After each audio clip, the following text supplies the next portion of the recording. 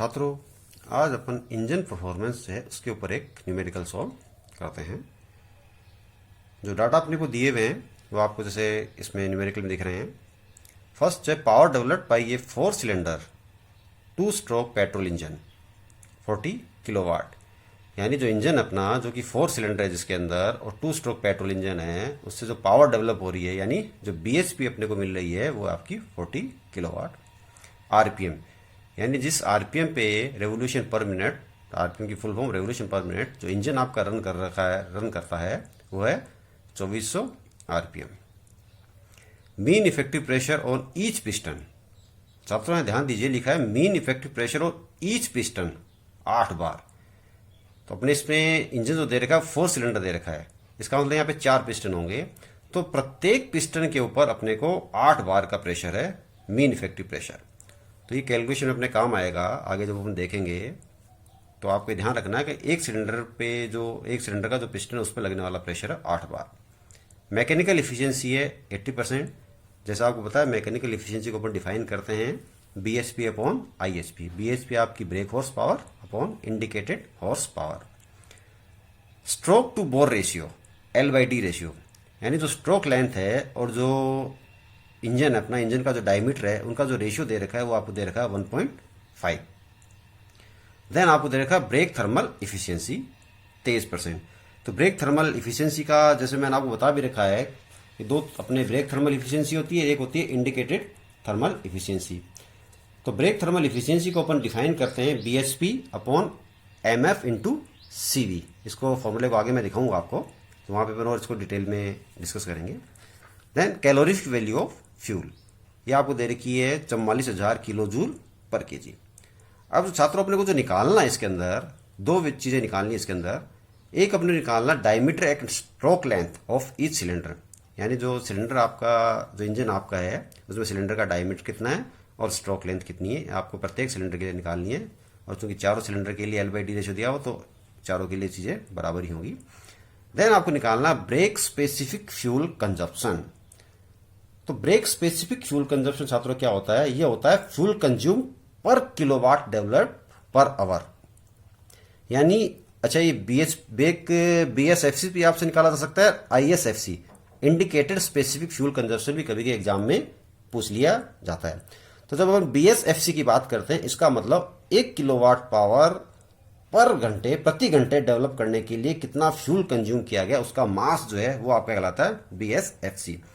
और ISFC जो होता है उसके अंदर अपन IHP ले लेते हैं और BSFC के अंदर अपन BHP लेंगे। अब इसका सॉल्यूशन जो डाटा अपने को दिए हुए, जैसे मैकेनिकल एफिशिएंसी दे रखी है और एक आपको मीन इफेक्टिव प्रेशर दे रखा है। तो मीन इफेक्टिव प्रेशर अपन काम आएगा अपने पास, जो फॉर्मूला आपको IHP निकालने के लिए मैंने बताया था, IHP equal to mean effective pressure, length of stroke, area of cross sectional area of cylinder, then N। अभी आपको फॉर्मूला दिखाता हूं उसके अंदर, फिर अपन इसको आगे और डिस्कस करते हैं। ये फॉर्मूला आपको दिखा देता हूं मैं इसमें। ये फॉर्मूला आपका आ गया IHP का। और N जो यहाँ पे है, स्मॉल n की यदि अपन बात करें तो स्मॉल n जो आपका है ये 1 होगा फॉर 2 स्ट्रोक इंजन के लिए, और n की वैल्यू 2 होगी फॉर 4 स्ट्रोक इंजन के लिए, जैसा मैंने आपको बता भी रखा था, पढ़ाया है आपको इस क्लास के अंदर मैंने। और n जो आपके हैं आरपीएम में, यहाँ पे आरपीएम आपको पर मिनट में लेने हैं।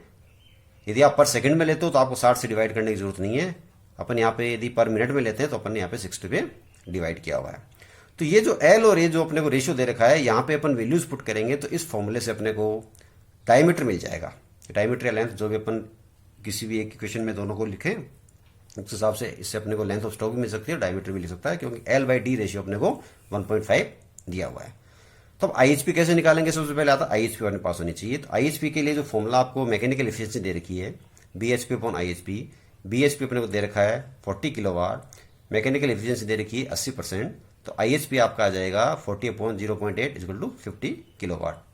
अब इस IHP को अपन यूज करेंगे इस फॉर्मूले के अंदर। पर आप छात्रों आपको ध्यान रखना है, ये जो IHP दे रखी है ये पूरे इंजन की दी हुई है, और इंजन आपका है 4 सिलेंडर। और जो मीन इफेक्टिव प्रेशर जो आपको दे रखा था 8 बार, जैसे मैंने आपको बताया था, वो है प्रत्येक पिस्टन पे कितना लगता है। तो आपको प्रत्येक इंजन से कितनी IHP मिल रही है वो आपको पता होनी चाहिए। तो सबसे पहले अपन निकालते हैं IHP developed by single cylinder 4 cylinder आपका इंजन है तो 50/4 तो 12.5 किलोवाट, और वाट में अपन कह रहे हैं तो 12,500 वाट्स की ये प्रत्येक सिलेंडर आपका IHP डेवलप कर रहा है।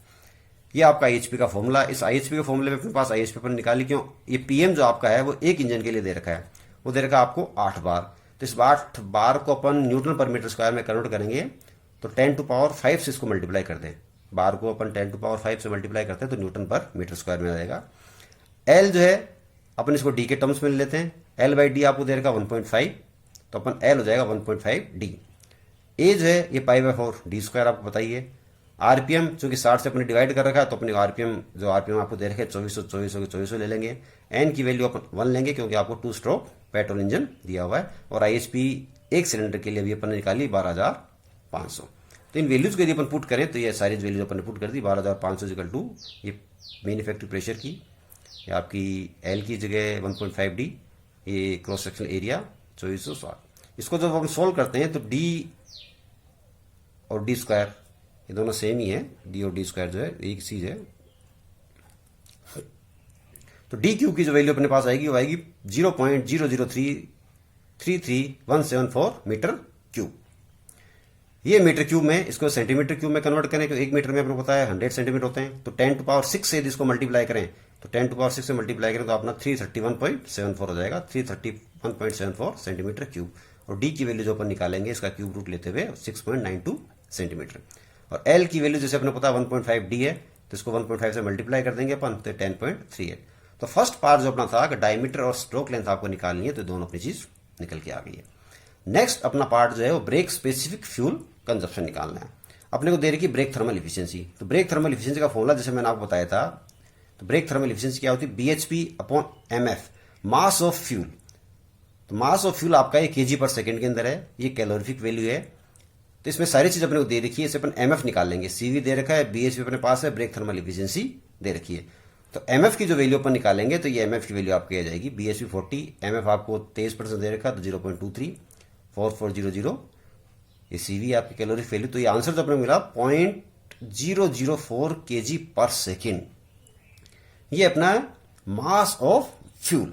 अब छात्रों आपको निकालना ब्रेक स्पेसिफिक फ्यूल कंजप्शन। तो जैसे मैंने आपको बताया ब्रेक स्पेसिफिक फ्यूल कंजप्शन क्या है, ये जो आपने मास जो यूज किया है ये मास 1 BHP प्रति घंटे यदि अपन डेवलप करें तो उसके लिए कितना मास लगेगा पर BHP पर आवर।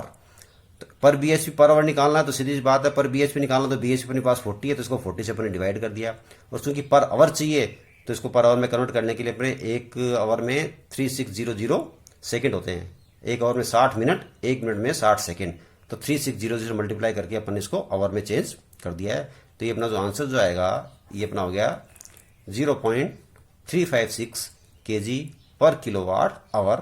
तो ये आपका ब्रेक स्पेसिफिक फ्यूल कंजप्शन है। इस तरह छात्रों कभी कभी ये इंडिकेटेड स्पेसिफिक फ्यूल कंजप्शन भी हो सकता है।